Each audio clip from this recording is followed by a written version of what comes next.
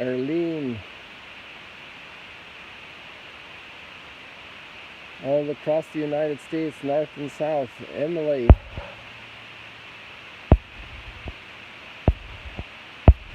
Cheryl, Becky, Marlene, Michael, Manabu, Sterling, Gwendolyn, Eliane, all these early risers, Patty and Sandra, all these late sleepers, they're staying up for this. Good morning, Emma. Good morning, all across from north and south, east and west. Lisa, good morning. Good morning, Jenna. Good morning, everybody. Oh, why is the sound fuzzy? Thank you. Gosh, I forgot my microphone. Hey, let me do a little experiment, and we won't have an official start yet. Can you please tell me if you can hear it? I'm trying earplugs instead of microphone. Is this better? I have my ear pods in. Does that work well? Please confirm. Can you hear me well? Wow, so the ear pods work instead of the microphone. Is that true? This is also a very big advantage if I know that. Are the ear pods working? Please confirm. Yes. Is this as good as the microphone when you have the experience from yesterday? Or is it better to put in the microphone instead of the ear pods? Tell me. Come on, people, you're not hearing, you're not answering. Yes, much better. Are the ear pods as good as the microphone? Tell me. Yes, a lot of people are saying yes. So I'm going to work with the ear pods. This is a great discovery. We're working. Wonderful. This is a team. Thanks, family. Family helps each other out. This is wonderful. I am so happy. We have a very special morning this morning. Ooh, look at this bird. She's down there, a white crane. Let me see. I don't want to disturb her. Maybe we'll catch her when she's getting up. She was just here in front of me, and then she went over just here, a little left of the ray of sunlight, and we might catch her. Welcome, everybody. So happy to have you back. This is Sunrise Stroll and Chat at the Sea of Galilee. We welcome you from Japan to California and around the world this way through Jerusalem, and from Australia to Finland. This is amazing. Welcome everybody to our big family here. This is wonderful. And even Ireland is here. Can you imagine, Pauline? That's so wonderful. So people, yesterday the idea popped to say that we have a symphony of revelation, and I continue talking about that at the Mass, and a symphony of revelation in the Eucharist. And this morning I just can't believe it, but there's a whole other symphony. It's amazing. An incredible symphony today in the messages of Scripture. It is so rich, and it ties everything together. And I want to start off on the day of creation, not just because God made heaven and earth and He made the sun and the moon and the light, and there was light and it was great, and then there was Adam and Eve and it was very good. But I want to go then from that point to the line that God gave Adam and Eve. And He said, multiply. Let me say it in adult language, have sex. You're a couple, a married couple. What God has put together, let no man put asunder. Have children. Multiply and have dominion over the earth. Right? So this is a major foundational charge, a mission, a task, a purpose.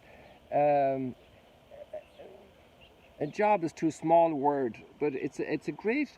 I'm thinking of words in other languages, but it's a great charge in the sense of you're in charge of this. You're charged to do this. You're given this great task and mission and purpose, and it's not your final purpose, because your final purpose is ultimately with God forever in glory.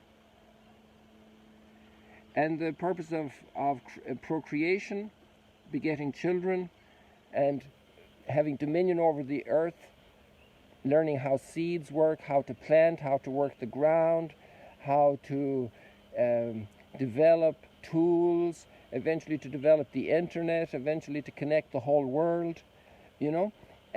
This is just a step in the way, but the glory is with God forever. God is the fullness of the heart. No creature can fill our hearts. But at the same time, this mission is incredibly important of building family, raising children and grandchildren, and you're blessed when you see your children's children. These wonderful blessings all through Scripture. So here's a great foundational reality for humanity, for our self-understanding, for our worldview, right? That's an awful lot said in a few moments. So let's take it in. Let's ponder. And I would like to take this now another step further because of the readings. And we're going to spread them out. And you see, we're very close to the Mount of Beatitudes. We're here in Galilee. We're here at the Sea of Galilee. We're here at Magdala. You know, you've ever heard of a lady who was around, you know, at another beginning of the new creation? And he is risen. So in between the first creation and the new creation, we got a lot of problems. We got a lot of challenges, a lot of tears, a lot of heartache, a lot of heartbreak. And now, knowing that we have a new creation, and knowing and refreshing, like rebooting the original creation, and its mandate, its foundational path, and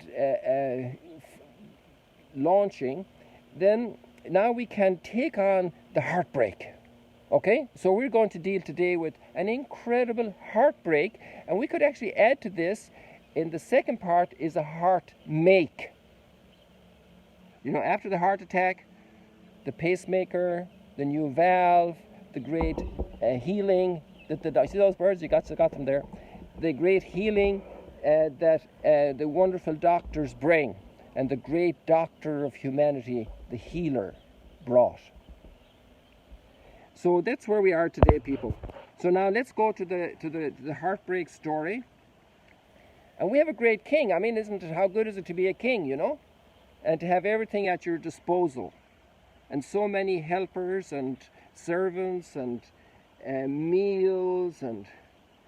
there we got those birds again. Let me see if I catch them for you. But it's kind of hard with all the light. So... the king's name is Ahab. We've already been dealing with him and Elijah. It's a rocky story. And today we have this horrible story. Naboth the Jezreelite.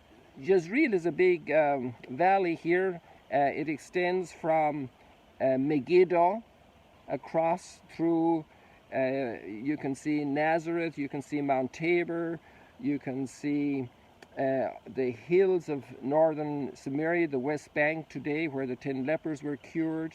You can go across to Beth Shean, that whole big valley, which is also the valley of Armageddon, that whole battle. So this is really what it's all about as well, you know, this big battle of historic dimensions in humanity since the first days of humanity, since Cain killed Abel. So Naboth the Jezreelite had a vineyard in Jezreel. We're in chapter 21 of the first book of Kings. And he had a vineyard right near the palace of Ahab, king of Samaria. And Ahab says to Naboth, "Give me your vineyard to be my vegetable garden. I'll tear down those vines and I'll plant my vegetables. Give me your vineyard. Or maybe you can also have vegetables under vines. Some gardens are very well done, you know. So, what happens next? Give me your vineyard. You know, it's amazing how the eye of the human being wants to dominate. And it's coming from the heart, you know. That wisdom is so great, what Jesus said. You know, from the fullness of the heart overflows the mouth, but also the eye. The eye is the key, because we see things. And we have a deep inner calling to dominion, to dominate, to rule, have dominion over the earth. But because the heart is a little bit twisted inside, then the desires to dominion may not always be on target. Give me your vineyard. That's quite the command, isn't it? To be my vegetable garden, my. Give me to be mine, since it is close by next to my house. I will give you a better vineyard in exchange. So now Naboth has also the desire, I can have a better vineyard. I can have more dominion in exchange. Or if you prefer, I will give you its value in money, and you can go on off and have a big vacation, build yourself a nice palace, retire early, and make a fortune, and you'll be king of the world, and now you don't have to worry anymore. So it's not just Ahab that's offered this opportunity, but Naboth is also offered this opportunity. And Naboth answered him, the Lord forbid that I should give you my ancestral heritage. Now that's all tied to a cultural understanding and also to the religious understanding. And Naboth discerns and says, no, I can't do this. I can't yield my dominion on this spot. It's God's will that I am here. And so Naboth does his discernment, and he turns down the money. He turns down the bigger farm, the bigger vineyard. And he could be driving a Mercedes now instead of his old pickup truck. But he turns it down. He says, no, I'm sticking with my pickup truck. I'm sticking with my little plot of land. I'm not going into the big time bucks. I'm doing my duty. I have a dominion entrusted to me, and I'm going to take care of this. So the king is very disappointed. He went home disturbed and angry. So from the covetousness, coveting his neighbor's goods, now he has lost his peace. Next step, he is disturbed. And we can't live with a lack of peace, because we're made for peace. No wonder the word shalom is so important. No wonder the word of the risen Lord is, peace be with you. My peace I give you. Not as the world gives it do I give it. How important is peace in the heart if we want peace in the family? How it is important for peace in the family if you want peace in the society. There's an extraordinary book called Blood Brothers. And when I finished reading that, it was the first book I ever read here. It just happened in my hands when I arrived 13 years ago. And when I was finished, I said, I want to meet that father who trained his 4 sons to overcome revenge and violence and hatred in front of people who really did them horrible. And you know what? I had just finished the book, and in walked one of the sons. But he was already in his 60s, maybe out 70. So I said, wow, I won't be able to meet the dad. But I had a great chat with the son. We have to tell you more about that story, but look it up, the Blood Brothers. It's an extraordinary book. And to be the peace in the heart, so you can have peace in the family, peace in the wife, a peace in the husband. Otherwise there can't be peace among the spouses in the marriage. Each one we have to have that foundation of peace inside of us. And so many things challenge it, you know. Nabil okay, so now we're down here. So now, actually the next thing after losing his peace, he becomes angry at the answer of Naboth. Now what does anger do? Anger can be justified in some cases. Anger is a passion, but the passion has to be directed to the proper goal and using the proper means. So the anger is now directed against Naboth. He's probably angry with himself as well. What kind of a king is this, Well, actually, the words aren't missing, and they're provided by his wonderful wife, Jezebel. I said, why are you so angry and you will not eat? He's even refusing to eat. Can you imagine the tantrum he's kicking, this king kicking a tantrum because he can't get one little 200, 300 square meters of land, and he's king of the whole country. It's amazing how a rich person mightn't even have a car. We didn't have a car when we were children. We didn't have a tractor. We had a donkey, wasn't much good. We had a horse that was worse, was lame. She was a very old, lame horse. And we hired in some people to help us when we really had need.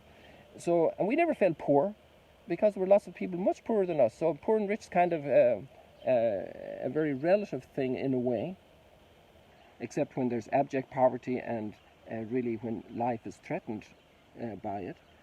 But it's amazing, how a small little thing can turn over a king.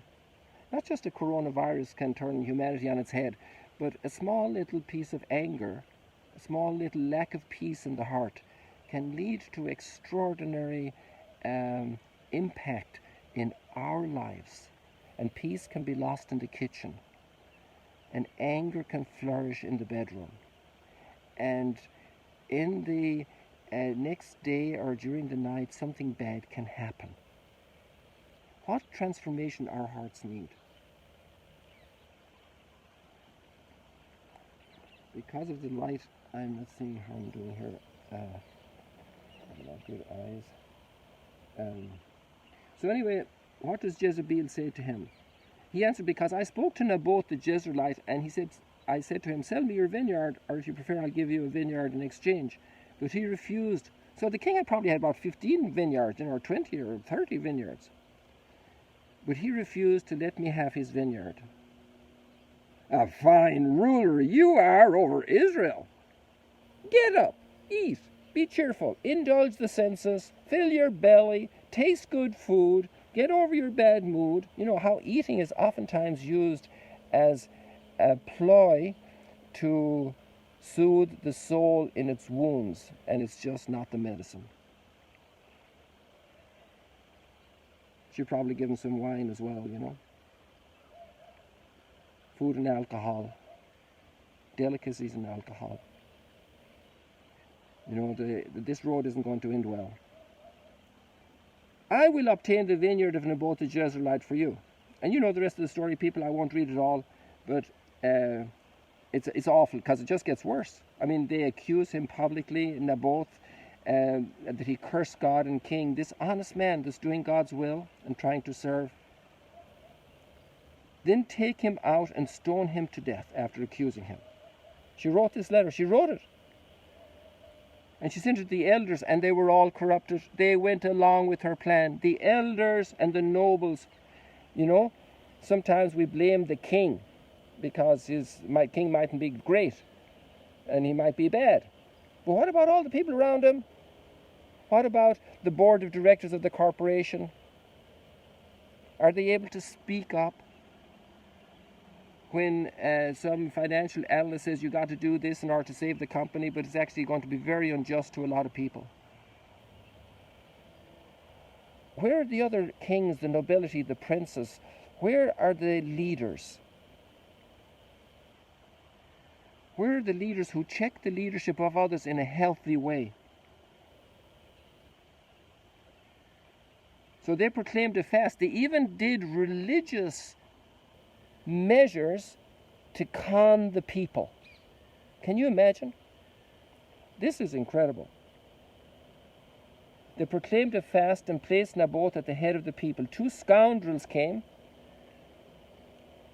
and poor humanity, we have some, and we're not all redeemed, and so people are willing. And what were they paid to do this?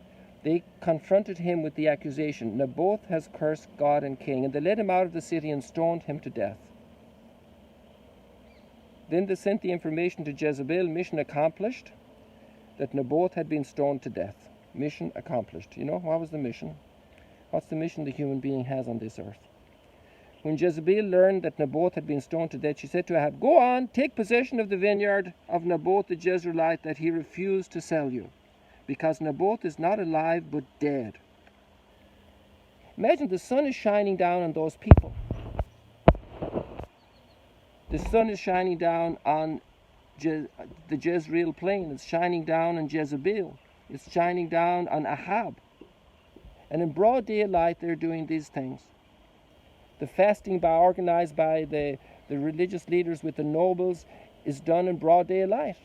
They even condemn the innocent in broad daylight when the sun is shining down on them. The gifts we receive and how we use them. What a mystery. Poor humanity. So if it's like a good movie, isn't it? And they say interruption for ads, you know. But this is the piece we have for the liturgy today. It goes in 1 Kings, the first 16 verses. If you're in a hurry to read the rest of the story, go to 1 Kings 21 and you can read the rest of the story. Or you can wait for tomorrow. And now listen to the psalm. Lord, listen to my groaning. Hearken to my words. Attend to my sighing. Heed my call for help. My King and my God. And there you could put those words into the heart of Naboth, killed, stoned to death, unjustly stoned to death in front of the mob.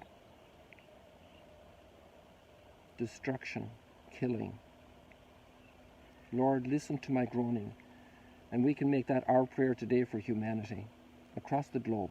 Lord, listen to my groaning.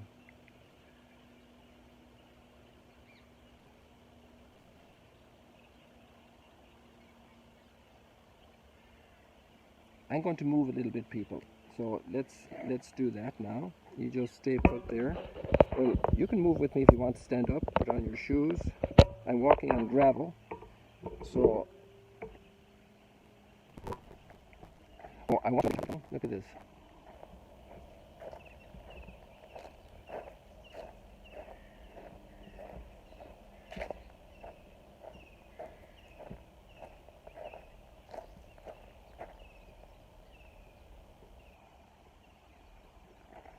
Oh, by the way, some women yesterday volunteers, the girls, the interns, and they said these flowers do not have any perfume. Okay, so sorry, people.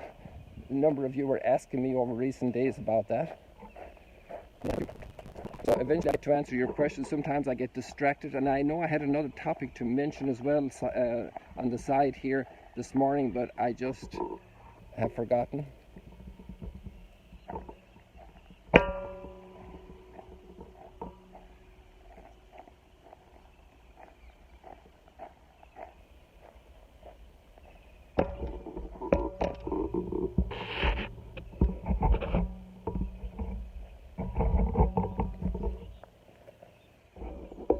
The light is so intense that I can hardly see the screen myself.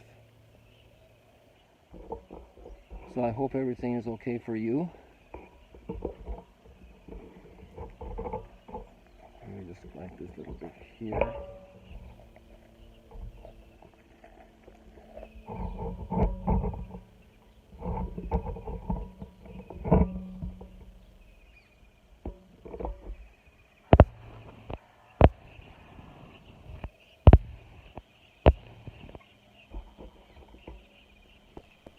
How do you like this sound and light effect? Sounds and light show, organized by the Creator for you this morning. I thank the Lord for all the people who put this technology together, that it works, and that all over the world you can enjoy this. Have dominion over the earth, multiply and have dominion over the earth.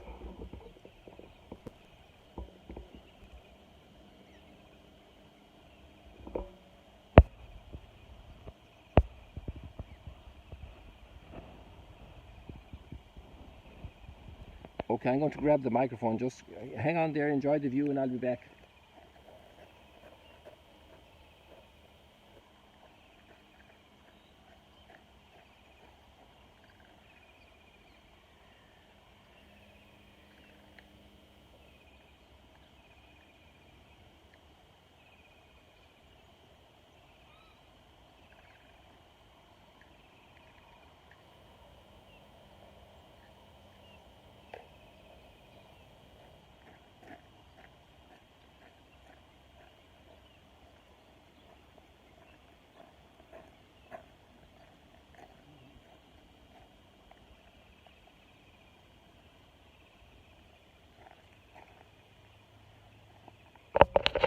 Okay, people, we're going to have a second.